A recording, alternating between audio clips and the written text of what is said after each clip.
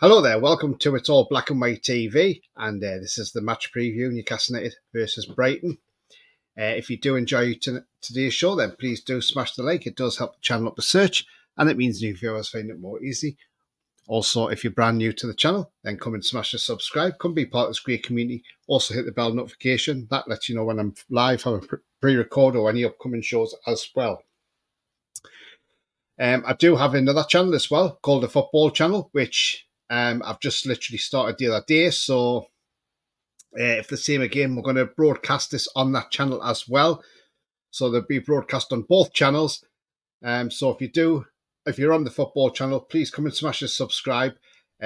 Purely the Football Channel is basically when Newcastle don't play and I go and watch other games somewhere, I'll upload vlogs onto that channel. This and any previews for England games will be on the Football Channel. Anything on this channel from now on will be purely Newcastle United. So do keep an eye out for that one as well.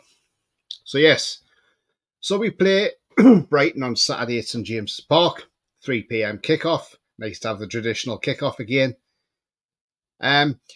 We've seen Eddie Howe have his press conference. Obviously, he said a few things, especially on the England manager's job, saying that he was never approached by the FA. Now, the way I look at this is, I can see why he probably wasn't approached by the FA, and that's probably down to the fact is, there is a release clause in his contract, which the FA don't really want to hit.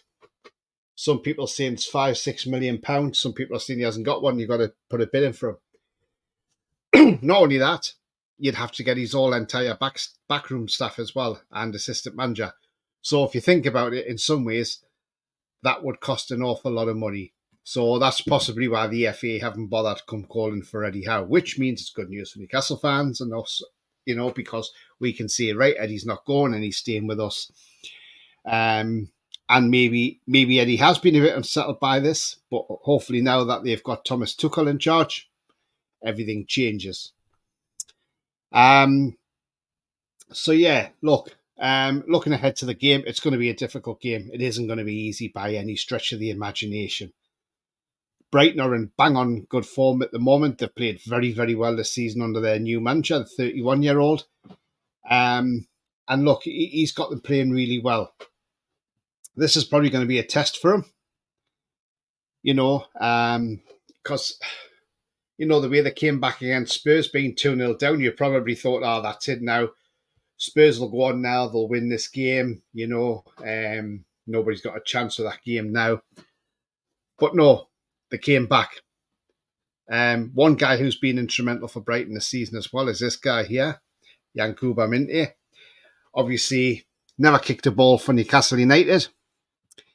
Due to PSR issues, as Eddie Howe said, we had to sell him because of the financial situation. Right. Financial situation. No, I'll tell you what the financial situation is. It's the shit Premier League. That's what it is. We are having to sell young players because the crap in the Premier League want us to sell our academy players. That's the problem. And this is why we got to make a stand against the Premier League. And if people, I've seen people putting it on, oh, well, we're not bothered the England games are finished because the Premier League's one of the best leagues in the world. It's not the best league in the world. Premier League's terrible because it's run by absolute shithouses. That's why it's terrible. You've got monsters at the top of the food chain. Then you've got the rest of them, Arsenal, Liverpool, and so on. So no, it's not the best league in the world. So any fans that think we've got the best league in the world, I'm sorry, you're sadly mistaken, because there's better leagues out there than our league, that's for sure. But yes, the Premier League is our bread and butter. But now, things take the turn. So, we play Brighton tomorrow, and they're one of the teams who support the Premier League against Manchester City in this APT case. Are we going to give Brighton a rough ride tomorrow? Are our fans going to make it a hostile atmosphere for Brighton when they turn up? Or are we just going to do a normal match day? Are we going to build the Premier League anthem when it's played? That'll be interesting. May also be interesting to see what All Flags has got for to put up as well.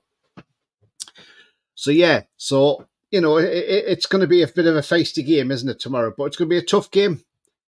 And I will give you my prediction towards the end of this short video as well. Also looking at what Eddie Howe had to say, he says Isak is maybe in contention for tomorrow. We know Lewis Miley is back in training. Kieran Trippier is going to be out for a few weeks with a hamstring injury that he picked up in the last game against Everton. Callum Wilson is still not with the group yet. Back after the international break. So quite clearly, still something not right there. Now, this is the thing. This is where Callum Wilson now at the end of the season, if he's not sold in January, he has to go at the end of the season. We cannot be giving this guy another contract. We have to now upgrade. Wilson, yes, I know fans are putting out there he's a great striker. Yes, he is a fantastic striker. He's done very well for us when he's fit. And that is a problem. If you get, say, 25 to 30 games a season out of Callum Wilson, he's banging in over 20 goals a season. But the problem is you don't get that many games. And if he does come back, he's maybe back for 2 games and he's gone again. So we've got to upgrade that. We've got to upgrade in the striking department. Rumours this week as well that Gordon's obviously signed his new deal to take some from 2030, which is absolutely fantastic news, by the way. And then also, not only the fact that Gordon's done well in signing the new deal, there's talks that Alexander Isak's deal stalled and things like that. Look, it's media making stuff up. We'll know when Alexander Isak signed a new deal when the club come out and announce it.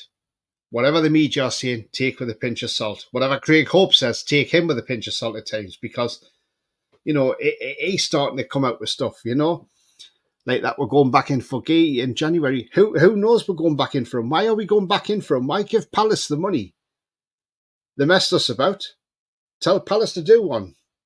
You know, let them lose money because they're not going to get that sort of money ever again for Gay now. So, you know, that's their own fault.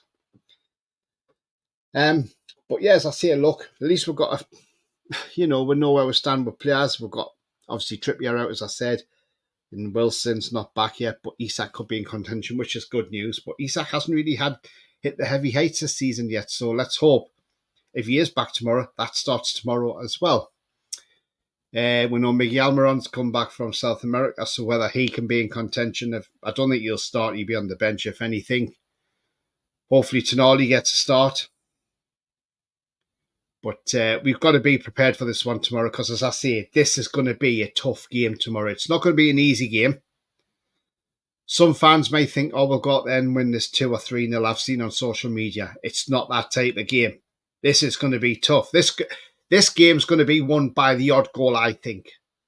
I don't think this is going to be an easy 2 or 3-0, walk in the park. I think this is going to be a really, really tough game against a team who are playing very, very well this season. Even Mitoma's playing well, and Welbeck.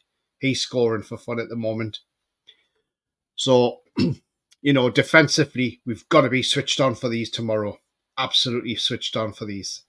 Take the game to Brighton and see what happens. Tomorrow, my predicted lineup, I think, will be Pope in goal.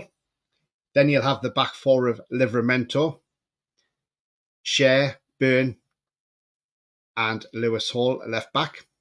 Because I don't want to see Lloyd Kelly left back. He's a left centre back, not a left back.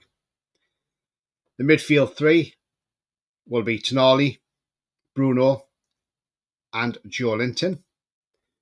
And the front 3, this is providing Isak is fit. So I'll give you the 2 options up there. So if Isak's fit, it's going to be, I would say Gordon right, Isak middle, Harvey Barnes left. If Isak's not fit, then you're going to throw Gordon in the middle there, and you're going to throw Murphy on the right-hand side. So that's the options there that I'm just putting out there for tomorrow. In terms of result tomorrow, as I said, this isn't going to be an easy game. It's going to be a tough game. I'm backing Newcastle to win this one.